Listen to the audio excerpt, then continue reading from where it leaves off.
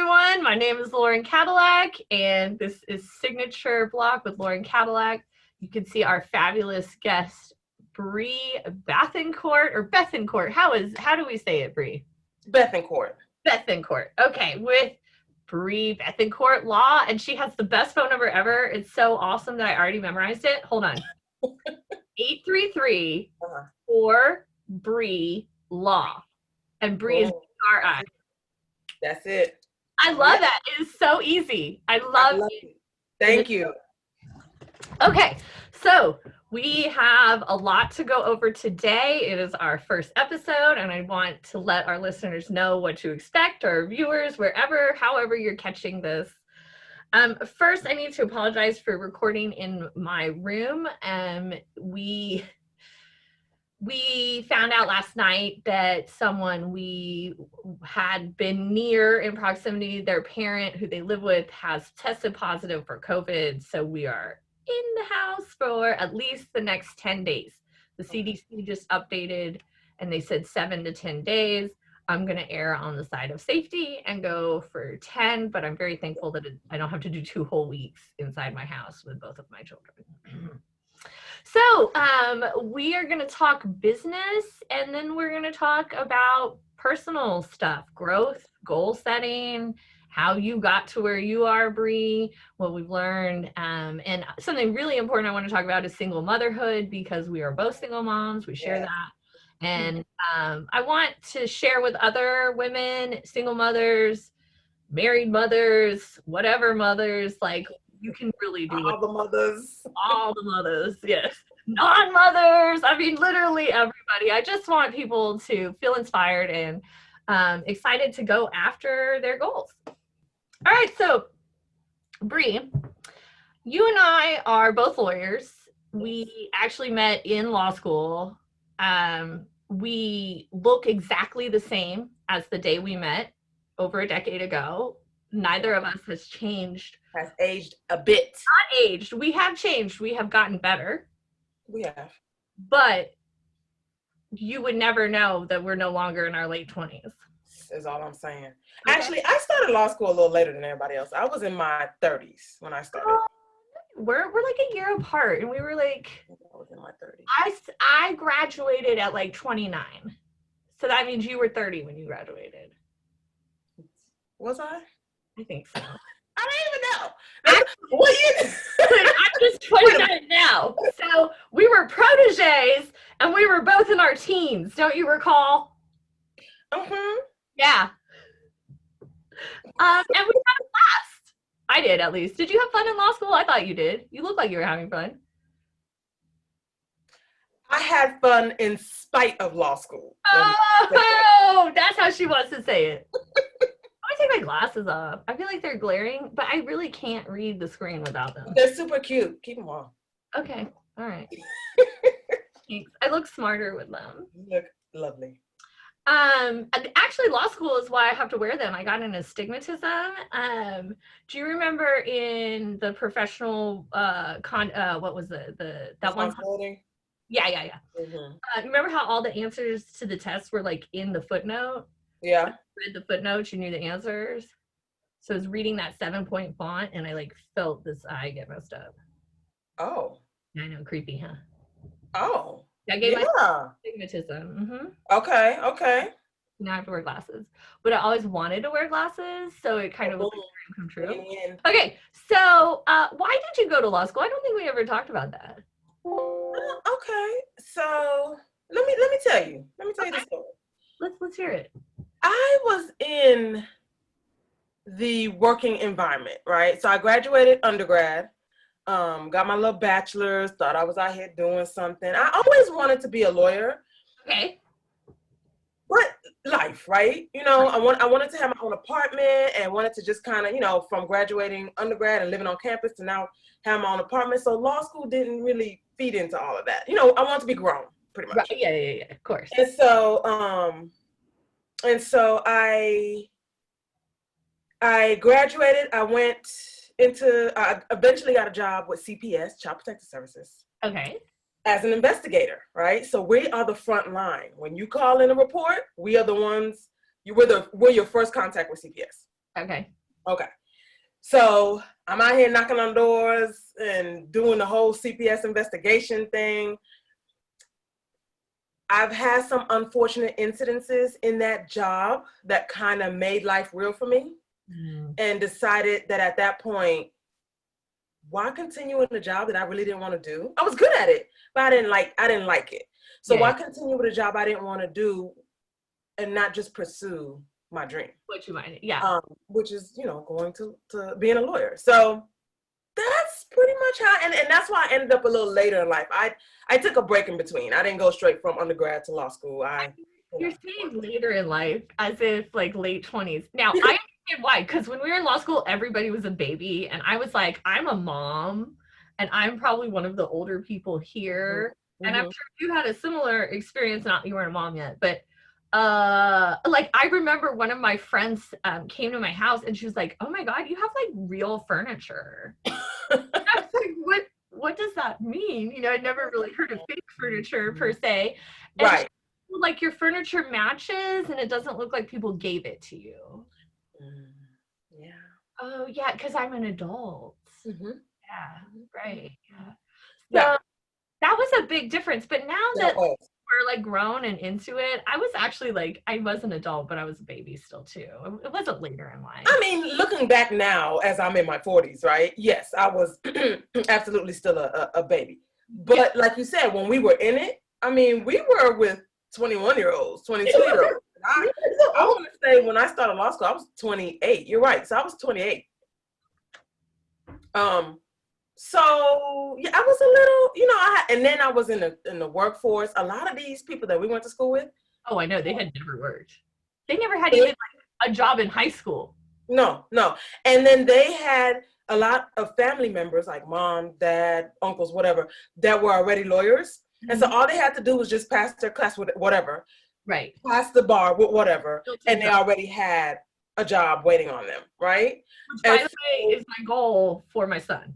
Absolutely. Yes, I'm actually, and that's where I got that idea from, actually. Okay. But like we worked, we had already worked. You had a whole family. We've experienced life that these babies did not at that point. So that's why I say that. But you're right. That's fair. Yeah. I agree with that. So,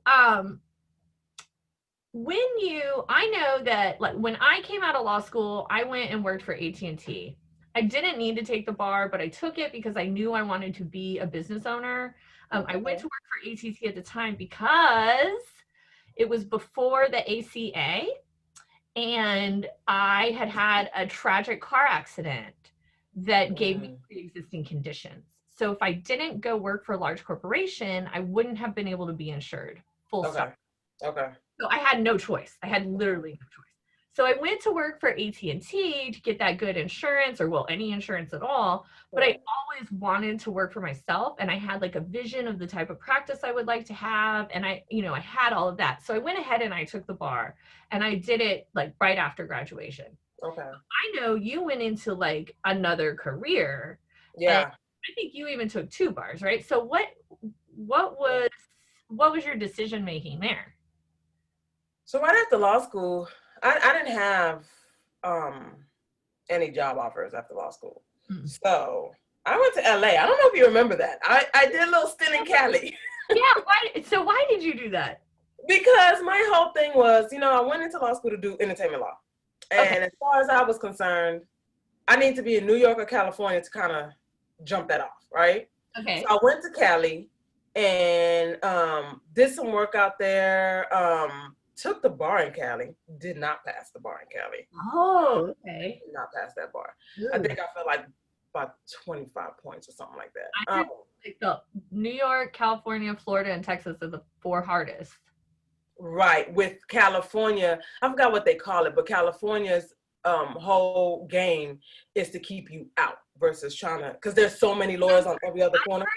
Yeah, because also they did the like apprentice thing, and so that was like the way of weeding out people who didn't go to accredited law schools. That's what I heard. Mm-hmm. That is true. That is so very that true. Was your experience. So that was my experience. So I'm out there and I'm working in a law firm, and I'm he's my mentor to this day. The guy that owned that law firm in Cali, he's my Okay. mentor to this day. But I found a law firm, worked in there, worked with all different lawyers. They understood my story. They showed me the game, you know. Decided that, cause I was poor out there in Cali, right? Mm-hmm. So I was like, you know, I'm not feeling being all the way over here in California by myself and being the poorest that I've ever been in my life. When I could just go to Texas and just not be poor. And so that was literally that was my thinking. That was my logistics. That was it.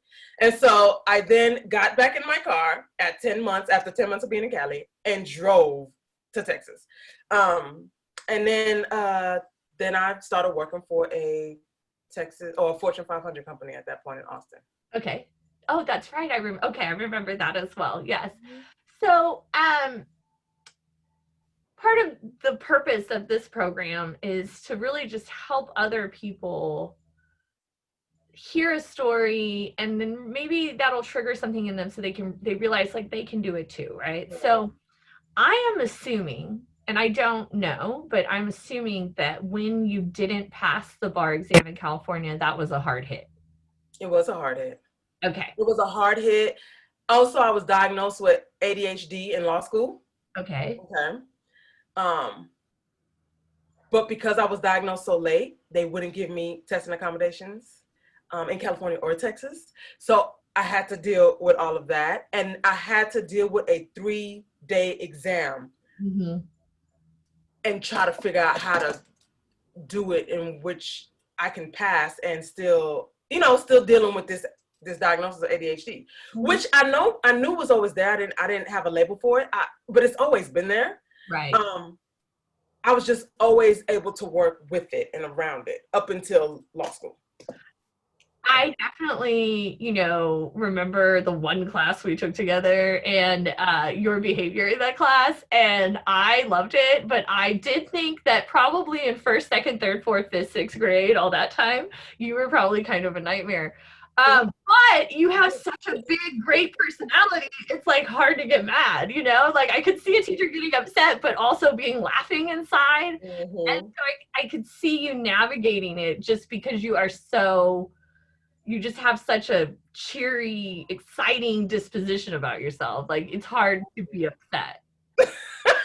Thank you. Some teachers did find themselves upset with me throughout school. But yeah, that's been me pretty much my whole entire life. So here we are. I thought it was great. So FYI. But what really matters at that age is like who's paying for the class? Me. So how do I feel about the class? You made it entertaining. Thank you. Was I that bad? I didn't think I was that bad. The reason is you sat directly behind me and next to Christian. Oh, yeah, Christian. Were friends. So it was like a triangle of stupidity. Right. He always played those movies. And then the triangle of stupidity is making jokes about said movies, right? Like we're 20-somethings. Christian's even older than we were. Okay. So it's like 3 adults with these similar kind of wild personalities watching movies in law school. Like, what do you expect to happen? And we were one of the oldest students in the group as well. So we should have been standing. She was probably older than our professor, because he was like in his mid-30s. She was a young professor. Honestly. Yeah. So, yeah, we were kind of foolish. It was really fun. Yeah. Yeah, it was. Look, I don't take anything. I regret nothing. I regret nothing. I regret none of my experiences because I feel like it shaped me to who I am right now, and it shaped me to doing what I'm doing currently. So. Okay, good. So tell me about that. What are you doing now? Okay, so currently I own my own law firm, the Bethencourt Law Firm.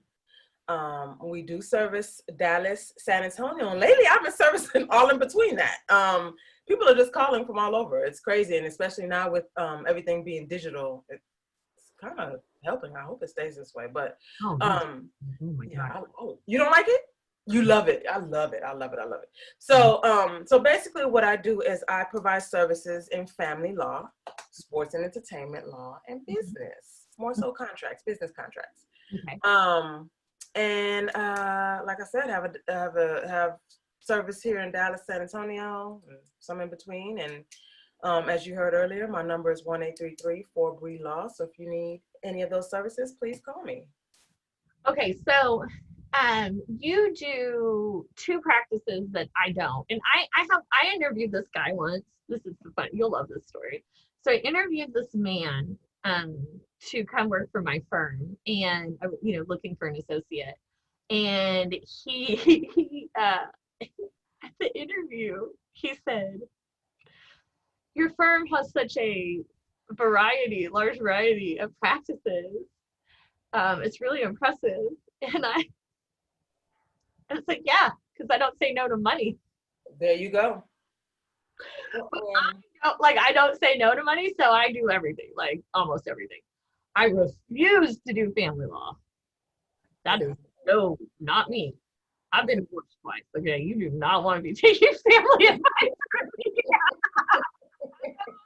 But look, you probably know a lot though, because you've been. I know too much. What I know is that people act stupid, and they will use their child as a way to get at the other person. Yes. And nothing makes me angrier in the world. Your child did not choose to be born. Your child to have you and this argument. Your child didn't choose any of that. You're a grown-up. You chose to have the baby. You chose that parent. You make sure that child has a relationship with that parent. Absolutely. Full stop. Period. That's it. That's it. That's right. Also, people cry. I do probate, and people cry as it relates to probate. People cry. Wait. For me, crying over, someone's passed away, that invokes fear. That's right? Like, it's hard to get these sentences out. Mm-hmm. In the relationship, when you have the tears, your relationship is ending. It is sad. You have to grieve it. I've been through that, I just divorced twice. But I feel like those tears are better spent with a therapist than with a lawyer. Than in the courtroom with the judge and them. Yes, judge. If you cry in front of that judge, that is expected, right? Like, it is, somebody is deceased. So that's, to me, like, I can handle those kind of tears, right? I can't handle breakup tears. It's too difficult for me. Yeah, it is a specialized. Yes, you have to be you have to be a special person to deal with it. I'll tell you that much. Yes. So, you mentioned that you wanted to go to law school to do entertainment law. I have no idea what that means. Like, I honestly don't understand what entertainment law even is. Okay, so hold on. They're saying they can't hear you on live. So can y'all hear? Uh-oh. I can barely hear the other side. Well, it's up as far as I can make it go up. Let me move closer. I'll talk louder. So, can y'all hear now? I hope y'all can hear now. Thumbs up if you can hear. But so entertainment law is basically practicing law for the entertainment sector of our society. So it's dealing mainly with like anything that's in entertainment. Like I'm more on the music side than I am on TV, film. Although I have dabbled and dabbled in some film stuff. So I'll talk about music, okay? So on the music side, it's dealing with producers, it's dealing with artists, it's dealing with the managers who manage the artists, it's dealing with record labels. And that's your main core. It's either going to be a record label, producer, an artist, or a manager generally. Mm-hmm. And so just doing contracts in that field. Okay. I'm so old. Honestly. My son is going to be 16 this month. Okay. That's how old I am. Although I do say all the time, I am too young and beautiful to be your mother. So let's acknowledge that. Facts. Thank you. So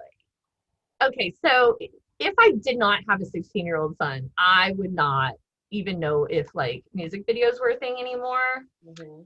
So what about I heard about there's this app or something that artists go on to, and then like people are like, "Ooh, I like it," and then they get a record deal. Do you know what I'm talking about? No. Okay. I wish my son was here.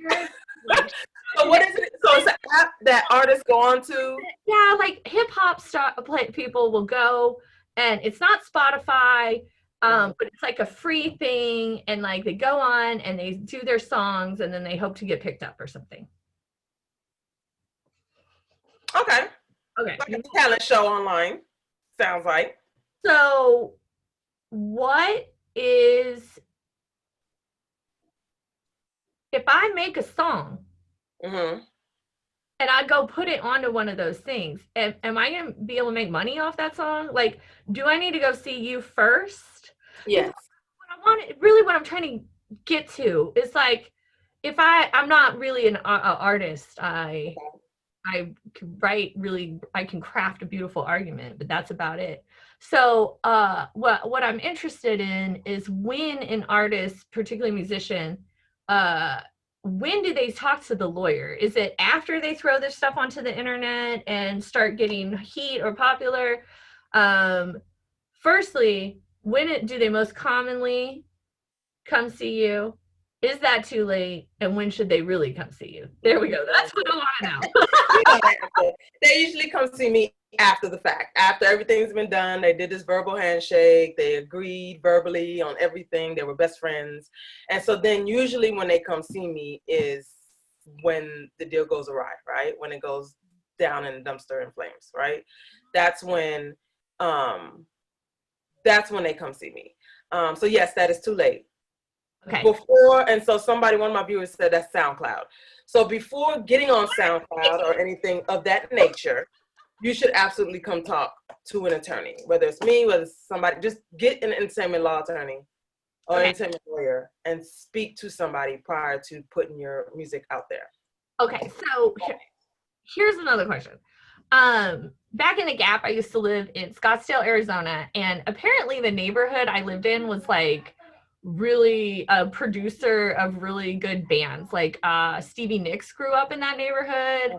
The guy who replaced the drummer in Metallica, I think it was Lars is the drummer, one of the guitar players in Metallica after he passed, he came from the neighborhood. I mean, right, so there was this little band, and obviously this is like way back when, and they would like play in the garage, right? And I would walk by and I would be like, oh, they're great. So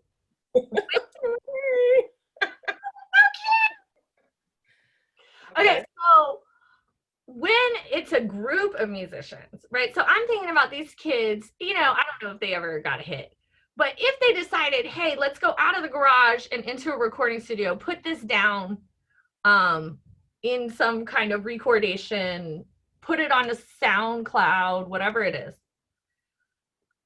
I'm thinking my lawyer mind says, well, what about when one of them meets Yoko and splits the band? Right. So what's your advice for like groups? So my advice for groups is, you can absolutely have one attorney for the entire group to move forward the group's intentions, their plans, their, all of that good stuff. You can have one lawyer for the group. And of course, it would be nice, depending upon how many people are on there or in the group, it would be nice to have like one representative of the group. So you're not always talking to all 10 band members all the time. Just one representative that will, kind of represent the entire group and their voice. But yes, at that time when, the group goes awry, or there may be some individual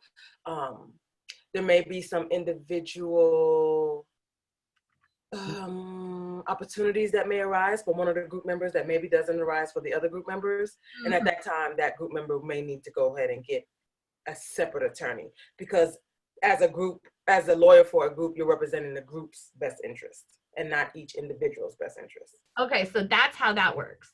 Yes. Okay, so I'm thinking about Harry Styles. I don't know. That's how it should work. Mm-hmm.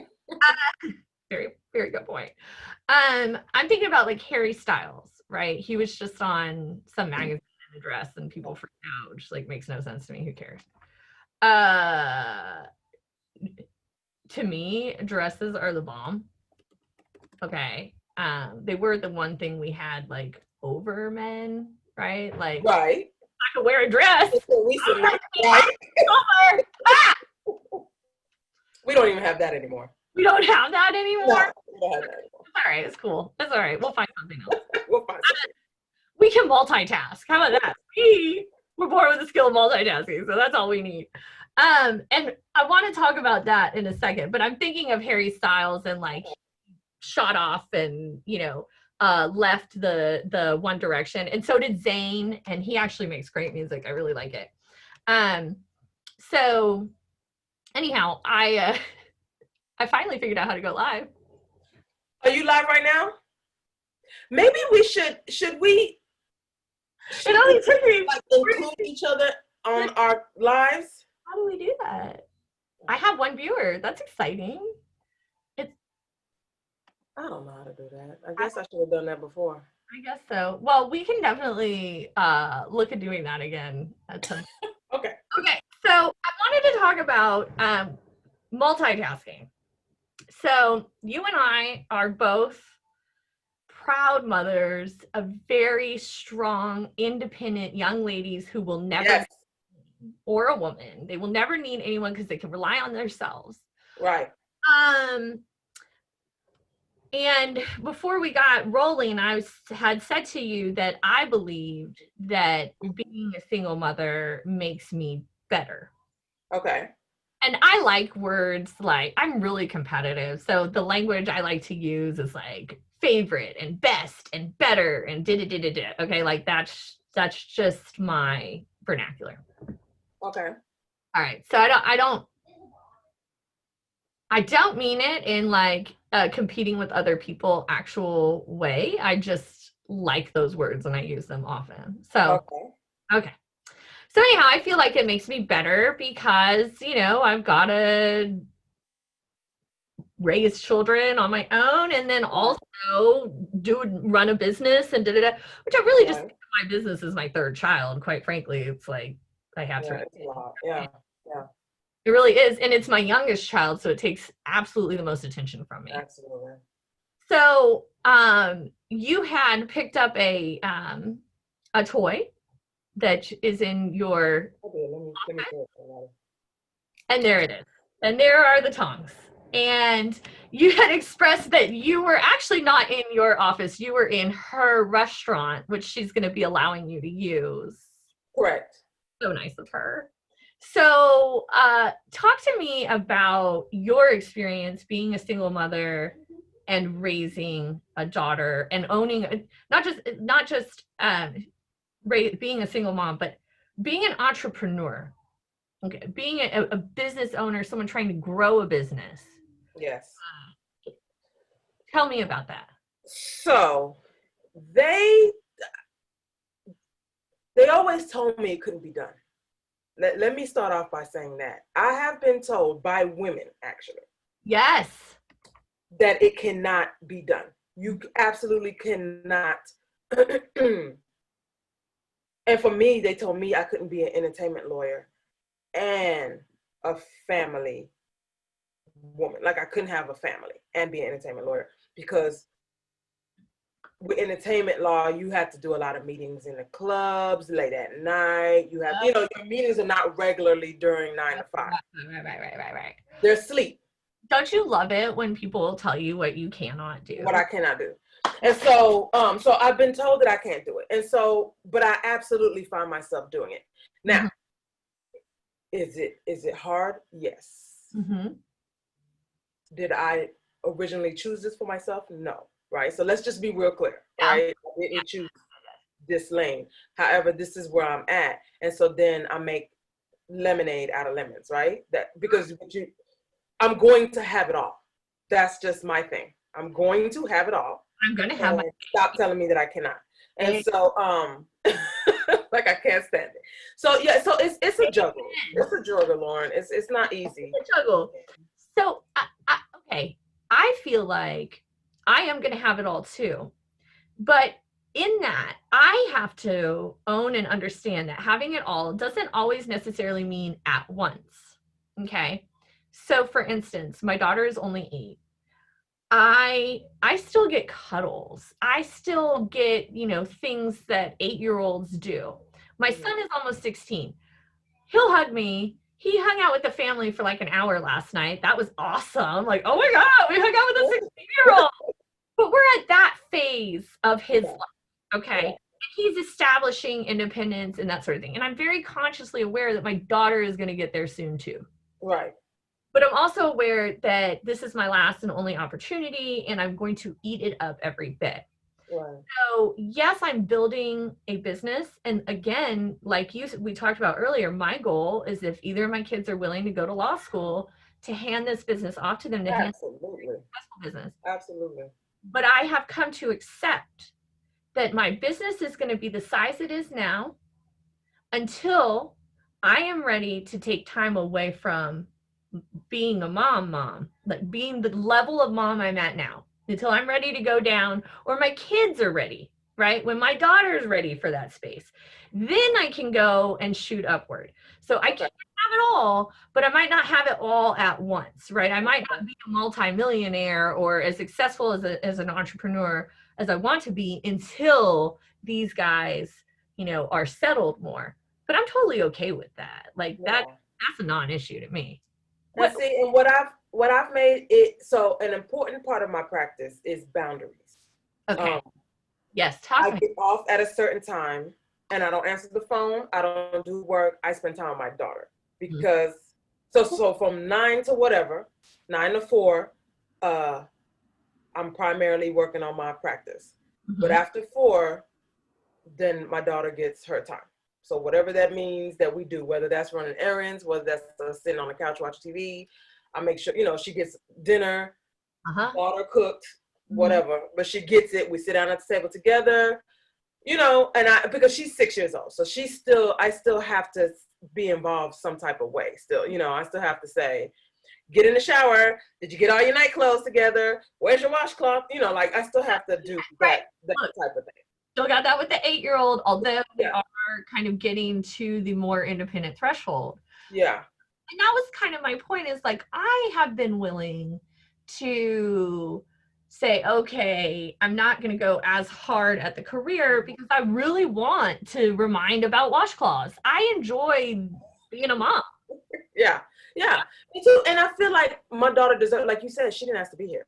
So she deserves, I feel, that daughter mother time. And because I have carved my own lane and I've built this the way that I want to build it, that complements my life the best, I'm able to do that. I'm able to give that to her. When she was going to school, I was able to walk her to school and pick her up from school every single day, and I cherish that. And I want to, and when they had things at school, I was able to 9 times out of 10 to rearrange my schedule to make sure I was there for her functions, right? And so I cherish that, change that. And so, I just missed the listening party the other day. Yesterday or the day before, I couldn't go because number 1, COVID, and then number 2, I can't. I'm a mother, so I gotta take care of her. I can't go to all the listening parties. Right. Yeah. I hear that. I hear you. Do you think if you had not created your own lane, you would be able to do all of that? No. There was no way. There's no way that I would be able to make what I'm making now and my boss will give me off for all the vacations I want to take her on, for all the events that I want to see her do. I don't think so. There may be some that are doing it, and they may be like the unicorns, you know what I'm saying? But I think for the majority of us, it's kind of hard to be everywhere at once.